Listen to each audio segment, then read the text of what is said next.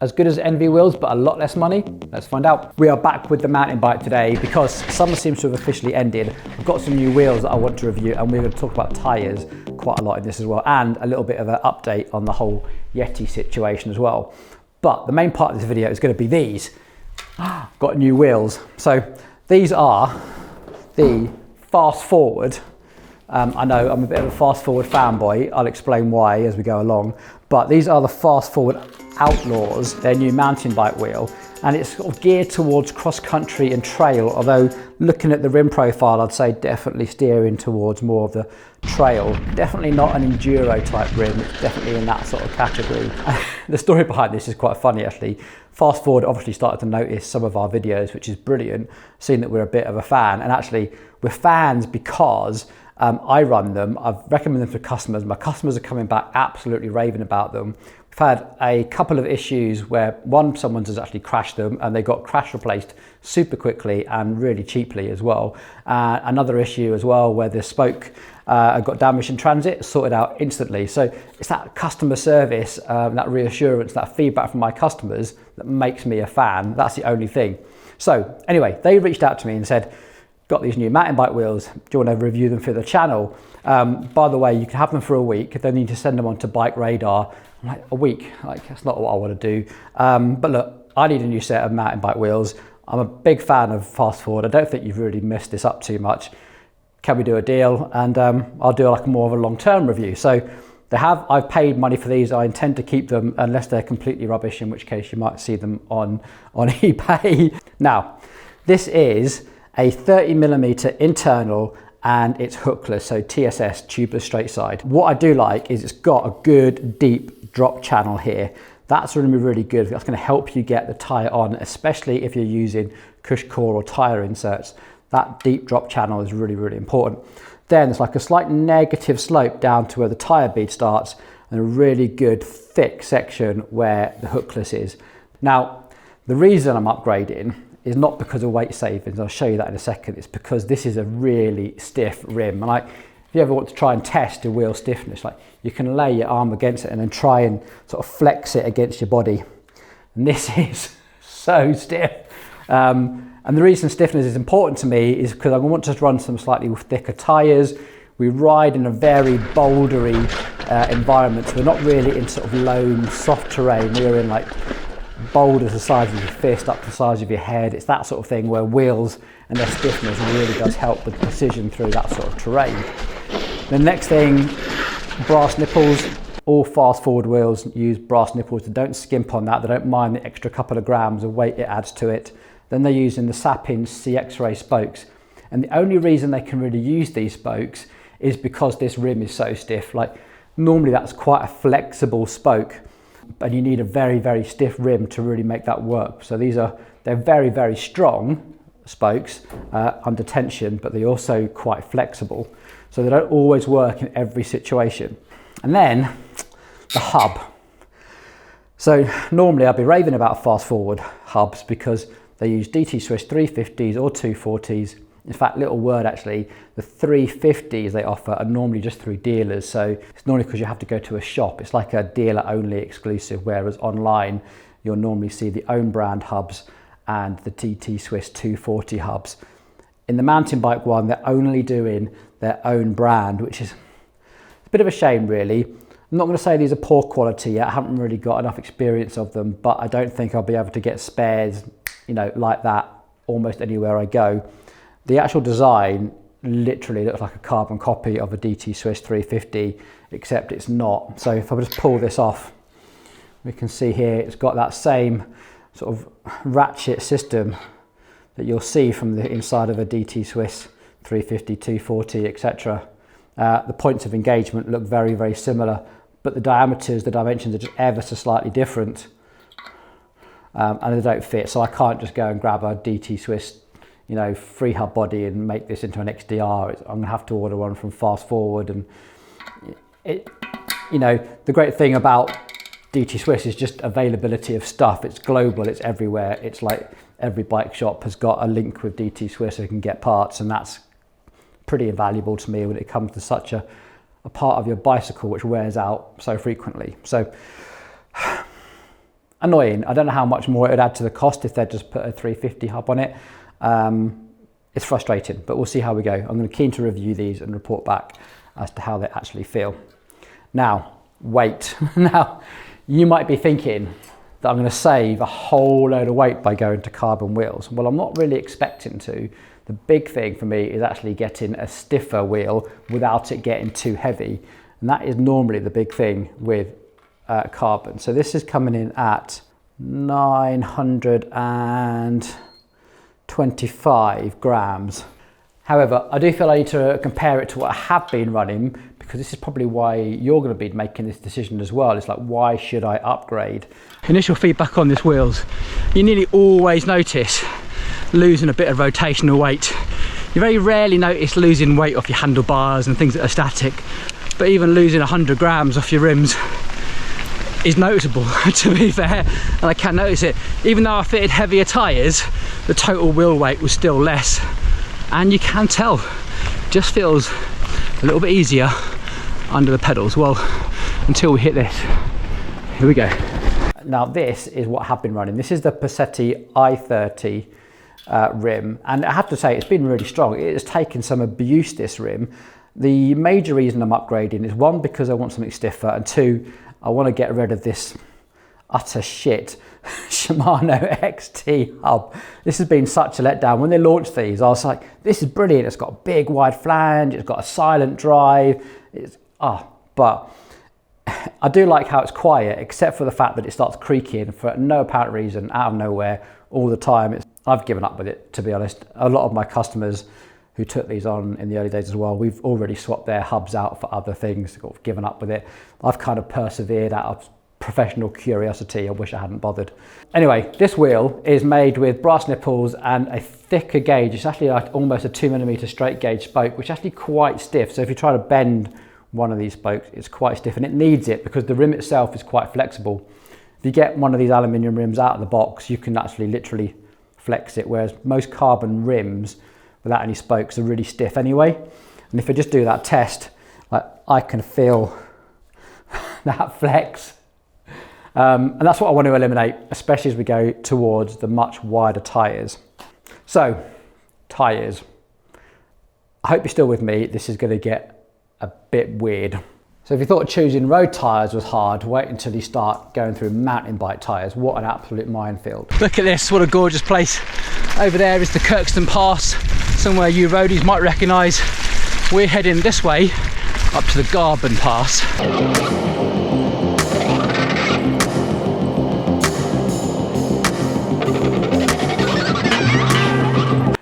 I've got here to try and consider a whole bunch of stuff.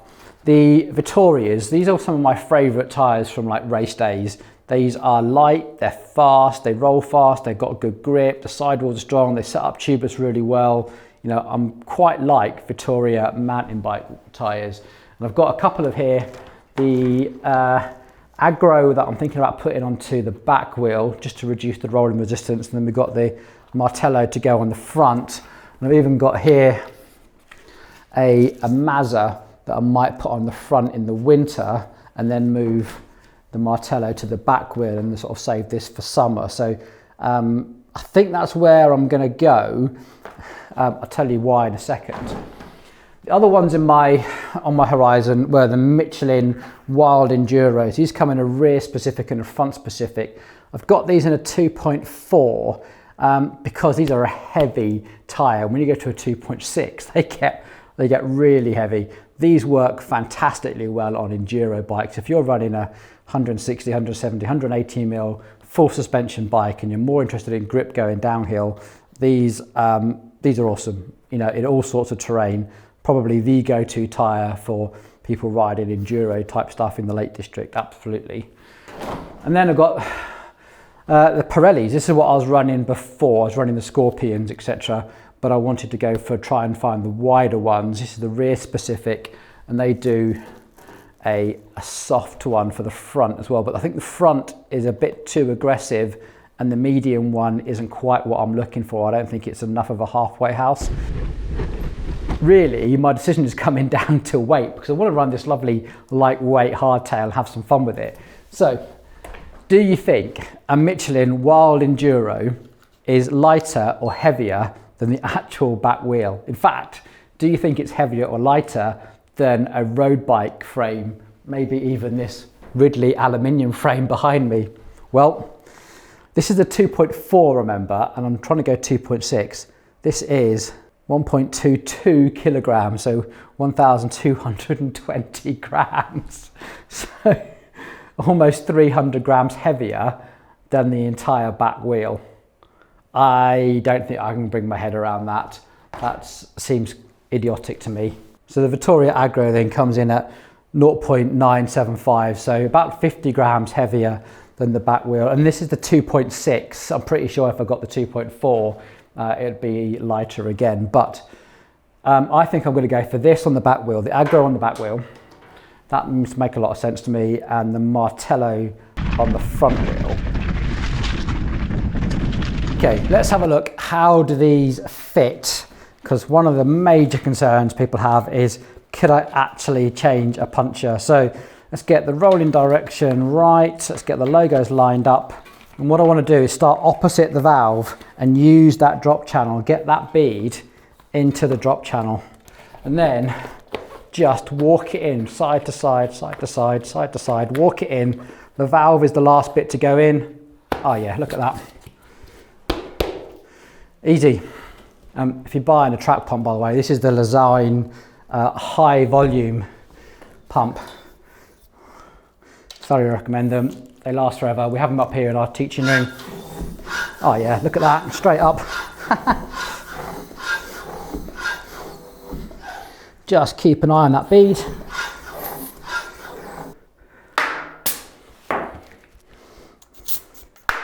There we go. That is popped on at 30 PSI. That wasn't supposed to happen. It's meant to be summertime, god damn it.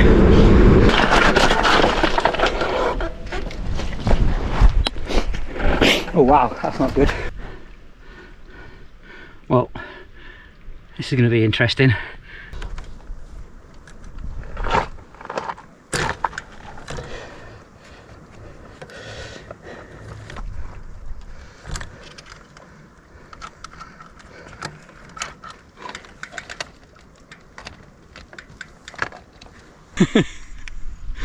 Oh man, taking a chunk out of my paintwork, but otherwise saved.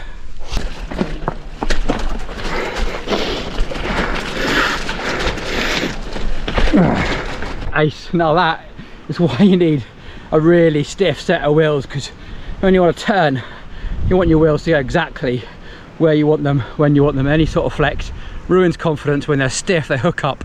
Feels fantastic. That, not normally a very pleasant descent. Actually quite enjoyed it today. Wider tyres, loads of grip, stiff wheels, fucking dreams.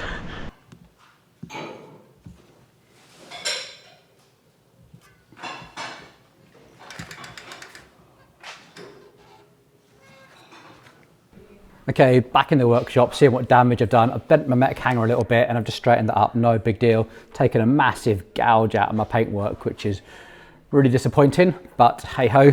And also I've managed to bend my mech. You can see where that rock strike happened. And so I'm gonna have to replace the rear mech because this cage is also bent. You can see how much I bent that cage. Now, if I was a home mechanic, I might try and straighten that out. It doesn't really work. You kind of always end up with something not quite right with your gears. And you know what, the SLX rear mechs, they're as good as the XT ones. They're about 60 quid right now. Happy to use this. Here's an interesting question. Do you think that the SRAM T-Type, that new transmission that bolts directly to the frame, would have prevented this happening? Interesting question, but I'm not prepared to spend 1,400 quid to find out. However, top tip for you, if this does happen to you, make sure you check your chain, because I've just laid this out and all looks good, but around here there's a little twist in the chain, and on this one here, the actual bearing in the middle has completely come out as well. So if I was to refit this chain, we would be looking at another disaster. It wouldn't have taken long, like a misshift or a bit of extra power on the pedals, and that would have chewed everything up again. So I'm going to replace the chain. So that was a pretty expensive ride out. Anyway, what we are going to do is I want to look at these wheels, because now I've taken it down a really bouldery, rocky descent and fitted a tyre. I want to see whether it's one, still in true, and two, what those spoke tensions are doing. Okay.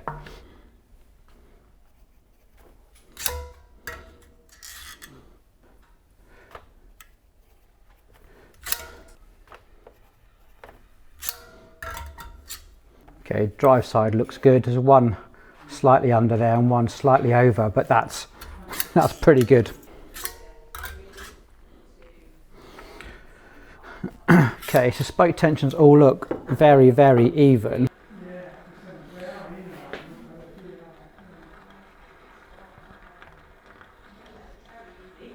So remember, this gauge is a millimetre the whole way round.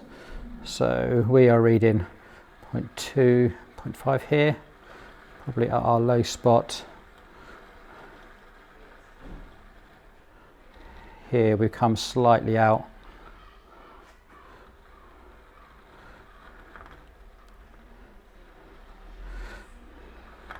But we are well within half a millimetre, so pretty happy with that for a mountain bike wheel, to be honest. Also, there's loads of little decals and stickers on here, so it's hard to be absolutely accurate, because even those will have, you know, a micron of thickness to it. This tool, by the way, is absolutely fantastic for doing these tiny little re-derailleur screws. These are from Wera, straight 2 millimetres, so accurate. Just get one of these, they're brilliant.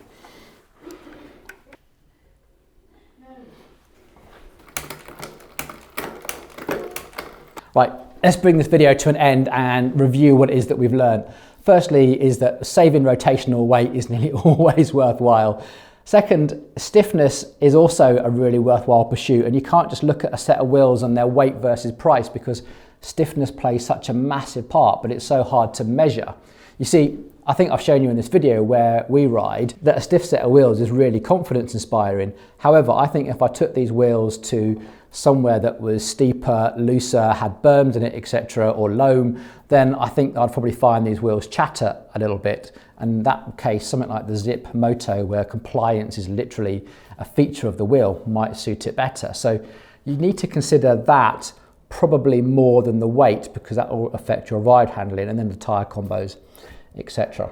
What I do like about these fast forward wheels is they haven't just cherry picked the most famous products, because all of these wheels, generally speaking, are a service orientated business more than they are a product driven business. And what I mean by that is that they're buying components from lots of different places and building them into something. The value that Fast Forward, Enve, Reserve, etc., what they add is, okay, a little bit in rim design, but really it is their build quality and their backup, their customer service, and that's what we're buying here. Now, I would consider these a mid-tier in terms of price. They're about £1,500.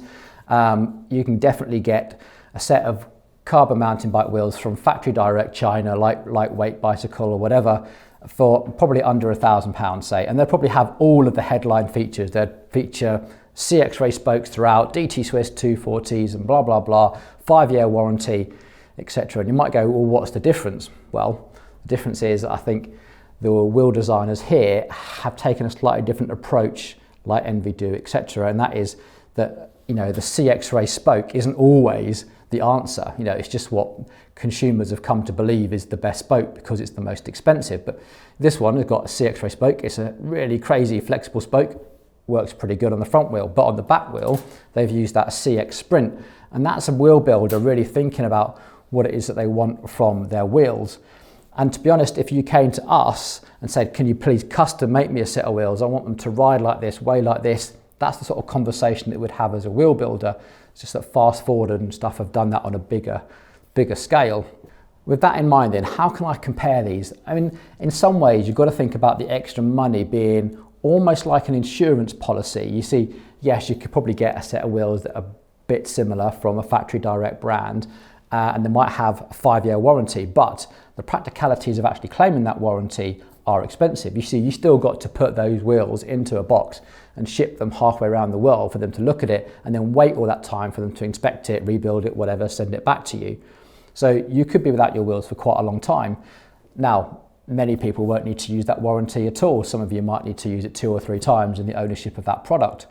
What I can tell you is my experience with fast forward and dealing with those is because those things are dealt with super fast, and they've got a worldwide dealer network where you can normally find a fast forward dealer or go direct to them. They're based in Holland. Their turnaround time is very quickly, and what I can tell you about their service is that, having used it, I think it is fast, efficient, and it's reasonably priced as well. Which then begs the question, what are you getting if you go even further upscale and you look at a set of Enves? And that's where I really struggle, because these are almost identical to a set of Enves. They ride almost exactly the same. The component choice is almost exactly the same. In fact, when Enve used to fit Chris King hubs as standard, that's probably one of their strongest features. Obviously, they brought hookless technology to the world, arguably. Definitely made it famous anyway. But now nearly everyone's on that, and the rim profile of this is almost identical to what you'll find from Enve in the build quality, etc. So what are you paying for extra? Well, you're paying for even better service, even better backup. Whether that's important to you, depends on how and where you ride and whether you've had problems in the past and your personal appetite for risk. You see, I don't know about you, but I want my wheels to be really, really confidence inspiring. And the fact that a Western brand that I can communicate with has a reputation to uphold is a part of that, kind of gives me the confidence that I've got a good quality product. If you just want to think on that for a second, I would say, imagine the headlines if someone really, really hurt themselves because a fast forward wheel collapsed. I think it would be all over the cycling media and be like catastrophe. We've probably seen this actually when those Shimano wheels collapsed at the Tour de France a few years back. But if you saw the same sort of thing from a unknown Chinese brand, you'd probably a bit like, told you so, and probably wouldn't think too much of it. Maybe I'm wrong, but feel free to put that down in the comments. So that leaves me with, do I recommend them? Well, not yet. I think you need a longer term to actually blanket recommend them like we do the fast forward riots. I want to spend some time with those hubs and I'll feed back to you if I have any sort of problems with them. But what I can say, that this is a positive review, and to leave you with the final thoughts would probably be, these are essentially a set of Enve wheels for about £1,000 less. How's that?